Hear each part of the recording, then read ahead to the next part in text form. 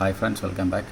So జనరల్గా చాలామంది ఇవాళ బేరీ సైడ్ తీసుకుంటాను, బేరీ సైడ్ ఉంటున్న పుట్ సైడ్ తీసుకుంటా, మార్కెట్ ఫాల్ అయ్యే ఛాన్స్ ఎక్కువ ఉందని చెప్పేసి అంటున్నారు.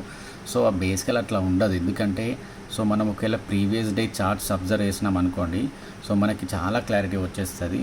ఓకే, సో ఇప్పుడు చూపిస్తాను నేను. ఆల్మోస్ట్ మనకి 23rd Feb నుంచి మార్కెట్ అనేది చాలా ఫాల్ అయింది, అవునా?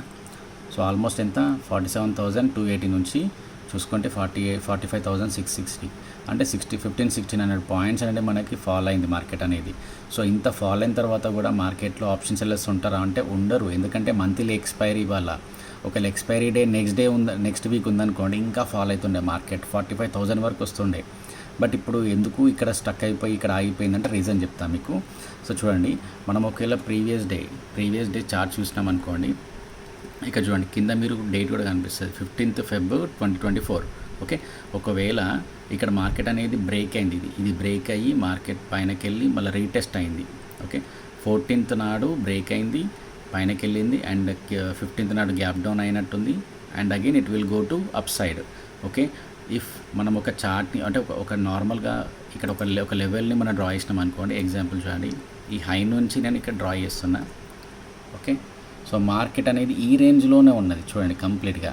సో ఇదంతా కంప్లీట్ సైడ్ వేస్ పొజిషన్, స్ట్రాంగ్ బయింగ్ పొజిషన్. ఇంత స్ట్రాంగ్ బయింగ్ పొజిషన్లో మార్కెట్ ఎందుకు ఫాలో అవుతుందండి చెప్పండి?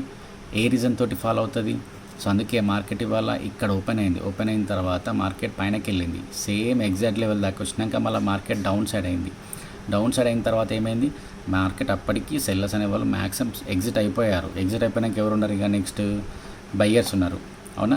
ఆప్షన్ బయ్యర్స్ మాత్రమే ఉన్నారు, రిటైలర్స్ ఉన్నారు. సో వీళ్ళు ఏం చేస్తారు? మెల్లమెల్లగా మార్కెట్ని మీదికి తీసుకెళ్తున్నారు. రైట్ నౌ టైం వచ్చేసి 2:15 అవుతున్నది. మీకు కింద టైం కూడా కనిపిస్తుంది చూడండి, 2:15 అవుతున్నది. స్టిల్ మార్కెట్ అనేది సైడ్ వేసే అంటారు దీన్ని, ఎందుకంటే ఇవల్ల సిపిఆర్ కూడా సైడ్ వేసే ఉన్నది. సో అందుకే చెప్తున్నా, అంటే జనరల్గా మనము చార్ట్స్ని అబ్జర్వ్ చేయాలా. ఓకే, చార్ట్స్ని ఎంత క్యాండిల్ వ్యూని, చార్ట్స్ని, లెవెల్స్ని ఎంత అబ్జర్వ్ చేస్తే మనమంతా ప్రాఫిటబుల్గా ఉంటాము. ఓకే, సో ఎవరైనా గ్రూప్లో ఆల్రెడీ అప్డేట్ చేశాను. గ్రూప్లో ఎవరైనా వాట్సాప్ గ్రూప్లో జాయిన్ అవ్వాలనుకుంటే యూ కెన్ వాట్సాప్ చేయండి నాకు. ఓకేనా? నా నెంబర్ కింద ఇస్తున్నా. Okay, right, thank you.